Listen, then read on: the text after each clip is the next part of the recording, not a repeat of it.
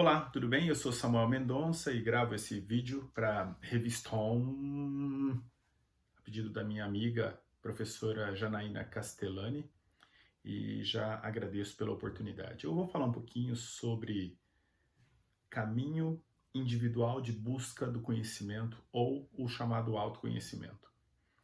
Existem muitas correntes de pensamento que tratam de autoconhecimento, desde autores do Oriente como de autores no Ocidente.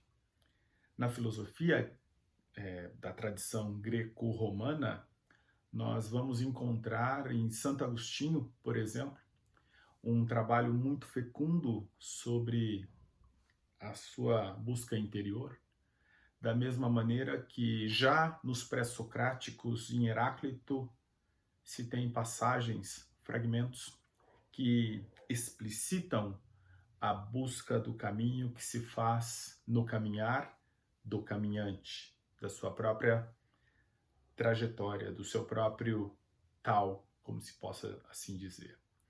No caso do Heráclito, que evidentemente está dentro da filosofia grega, o fragmento que eu destacaria dele é o Eu me procurei a mim próprio, que faz referência justamente a uma espécie de revolta que ele teve vivendo em Éfeso, aquela cidade grega, que, de certo modo, não querendo, tendo benesses, sendo filho de estadistas, não querendo ter tudo aquilo, ele vai se distanciar do povo e se torna praticamente um eremita. E dali a busca do seu conhecimento. Olha, estou falando de um filósofo grego e nós às vezes temos notícias de pessoas que trilharam esse caminho da busca do autoconhecimento muito na tradição oriental, seja chinesa, indiana, japonesa, entre outros países. Então, na tradição grega, a gente vai encontrar isso também. René Descartes, um filósofo do século XVII, que nasceu em 1596 e faleceu em 1650, ele tem uma passagem muito interessante sobre autoconhecimento, embora não nesses termos. Não há possibilidade de dizer que Descartes tratou de autoconhecimento nesse sentido. Mas, na sua trajetória, se a gente tiver a oportunidade de ler o Discurso do Método, um de seus livros, no final da primeira parte, que ele fala das viagens que fez, que foi buscar conhecimento, etc., e que ele conseguiu efetivamente compreender uma forma de construção do conhecimento, e daí ele formulou um método, etc., quando ele se voltou para si, quando ele voltou a sua atenção para a sua própria, no caso, razão, para a sua dimensão interna. Então, não estou dizendo que Descartes tenha falado de autoconhecimento, mas esse voltar a atenção para si, em última instância, é possível, por analogia, marcar também como alguém que buscou conhecimento nele mesmo. Outros filósofos também fizeram um caminho parecido. Eu destacaria o autor que foi base do meu doutorado, o alemão Friedrich Nietzsche, no sentido de muitas passagens de alguém que teve uma vida muito solitária. Tudo isso para dar ancoragem em um trabalho que eu desenvolvi, que teve por título A Educação Aristocrática em Nietzsche. Que a educação aristocrática, o aristós do grego, aqui, a acepção utilizada foi de excelência, tanto que esse termo é usado como o governo dos melhores. A educação aristocrática em Nietzsche significa a educação da excelência, e a educação da excelência significa o ato de alguém buscar se autossuperar por meio da autocrítica. E, portanto, de forma indireta, a gente está falando também exatamente de autoconhecimento. A educação aristocrática, ela tem uma ancoragem na vida aristocrática, algo que a gente encontra no texto de Nietzsche, comparação possível. Pega o primeiro volume do Humano Demasiado Humano, último capítulo e o último capítulo de Para Além de Bem e Mal, Jenseits von Gut und Böse. Se nós compararmos esses dois últimos capítulos, a gente vai perceber que eles têm uma conexão. Não só os últimos, mas os outros também. São dois livros que têm 9 capítulos. E tanto o espírito de uma busca aristocrática, no sentido de vida aristocrática, foi alguma coisa que marcou essa concepção de educação aristocrática que eu estou aqui me referindo. Então, a educação aristocrática não se trata de um modelo educacional a ser implementado por algum lugar, não. Trata-se de uma concepção de educação, que eu vejo muita relação dessa concepção de educação com o caminho trilhado de autoconhecimento que a gente vai ter como proposição na yoga, nas artes marciais, nas tradições asiáticas no sentido amplo. Quando a gente coloca a dimensão da autocrítica, que é uma primeira baliza da educação aristocrática, ela vai ser certamente a baliza que orienta o trabalho de qualquer aprendiz, em qualquer atividade na busca da perfeição. Porque a busca é uma meta. Embora não se alcance, se tem como meta essa busca contínua, que é uma espécie de não sair da linha. É evidente que ao tentar não sair da linha, nós temos oscilações para a direita, para a esquerda, mas estamos sempre mantendo o equilíbrio. Aliás, manter-se em equilíbrio significa justamente buscar esse caminho do meio, esse ponto médio, como dizia Aristóteles, continuamente. A tendência de cair para um lado e para o outro são as tendências das nossas pulsões de vida e de morte, dos nossos desejos, das nossas forças que ora querem nos levar para o treino, para a prática da meditação, ora querem nos distanciar do treino, ora querem nos levar para a preguiça e vamos meio que ter o estímulo de dormir mais, e um outro lado interno que diz, não, agora chega, e aí por um ato de força nós nos levantamos.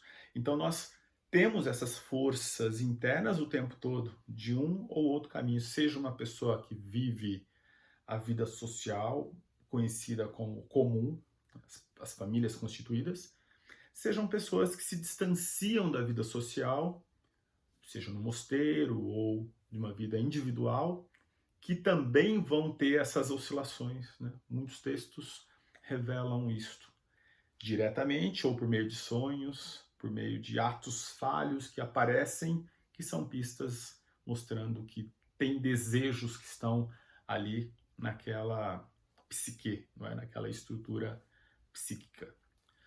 Voltando para a educação aristocrática, então, eu dizia que a autocrítica é certamente uma primeira característica que é a capacidade de, antes de criticar o mundo, o outro, o externo, é a capacidade de voltar a atenção para as nossas ações. Ações, pensamentos. Então, no lugar de criticar o outro, a ideia é de silenciar para fazer uma autocrítica. Porque o ato de criticar o outro é um ato que faz com que a gente exteriorize algo de nós, que é a própria crítica. Então, para que nós conheçamos a natureza dessa crítica e para saber se ela de fato é uma crítica que vai, de certo modo, auxiliar essa outra pessoa, é preciso que a gente faça o exame da natureza dessa crítica. E fazendo o exame, a gente vai certamente ter condições de saber, bom, essa crítica é uma crítica que passou pelo crivo da autocrítica. Então eu não estou no âmbito ali de uma luta por prestígio, querendo só mostrar poder ou ego para o outro, mas eu estou de fato buscando orientar de alguma forma, isso porque gerou demanda, para a melhoria do outro. Então a autocrítica é uma baliza muito importante dessa educação aristocrática, que eu também posso chamar de educação da solidão, ou educação da excelência, aquela que busca o que de melhor cada um de nós tem E nós temos. Então, essa busca de aprimoramento contínuo em torno da nossa visão de mundo, da forma como a gente olha a natureza, ela é a própria característica de uma concepção de educação que, em última instância, é uma autoeducação. Então, o procedimento da autocrítica é essencial. E o outro aspecto dessa educação é a autossuperação. Mesma coisa, né? Nós não vamos pensar a superação do mundo ou do outro, mas olhar internamente, mais uma vez, o olhar aqui é obviamente simbólico, né?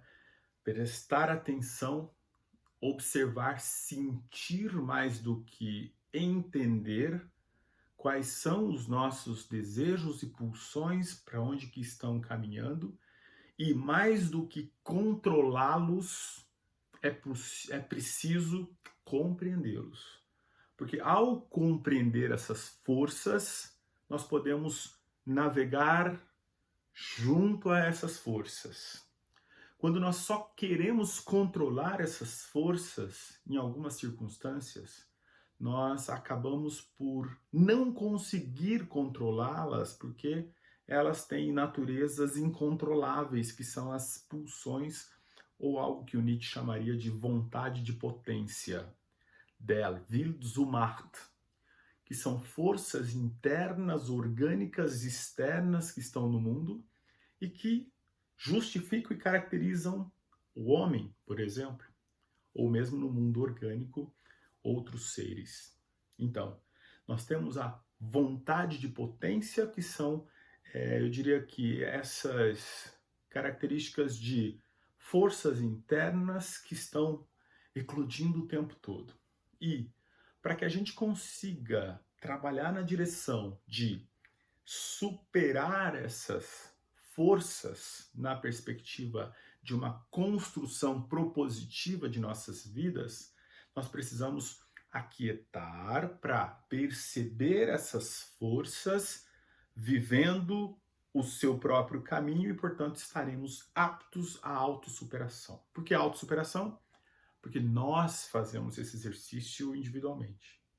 Não é alguém de fora fazendo por você. Então, por mais que nós tenhamos a orientação de um mestre, no caso da arte marcial, de um Lao Shi, instrutor, ou de um Shifu em mandarim, ou de um Sifu em cantonês, por mais que nós tenhamos essa orientação, em última instância é o aprendiz, o pupilo, que precisa conectar-se com a sua própria dimensão interna. Eu diria então que a busca do autoconhecimento, ela vai se fazer por uma determinação daquele que deseja esse autoconhecimento. Alguém pode até dizer, olha, o caminho é isso, explicar o conceito, mas se não houver uma predisposição do pupilo para esta ação de autocrítica e autossuperação, eu estou convencido de que não há autoconhecimento possível. Então, entendo o autoconhecimento não como um conceito, não como um conjunto de conhecimentos que estão estruturados numa determinada teoria. Tudo isso até nos ajuda a compreender didaticamente sistemas distintos, mas é a prática contínua do próprio caminho que vai fazer com que a gente compreenda essas forças que estão navegando dentro da nossa estrutura cognitiva e, evidentemente, de pulsões. Como nós somos seres vivos e vontade de potência, nós vamos ter condições de vivenciar com um pouco de intencionalidade. Não no sentido, lembro, mais uma vez destaco, não no sentido de controle, mas no sentido de acompanhar essas forças naquilo que elas estão se expressando. Precisaria de mais tempo para desenvolver um pouco mais, mas para este momento, para esse número 1 da revista, eu agradeço novamente a professora Janaína Castellani. Eu penso que é suficiente como um aquecimento, tá bom? Gratidão,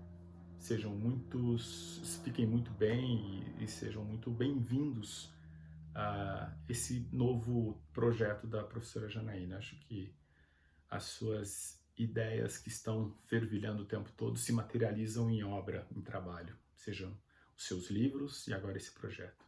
Parabéns. Obrigado a todos.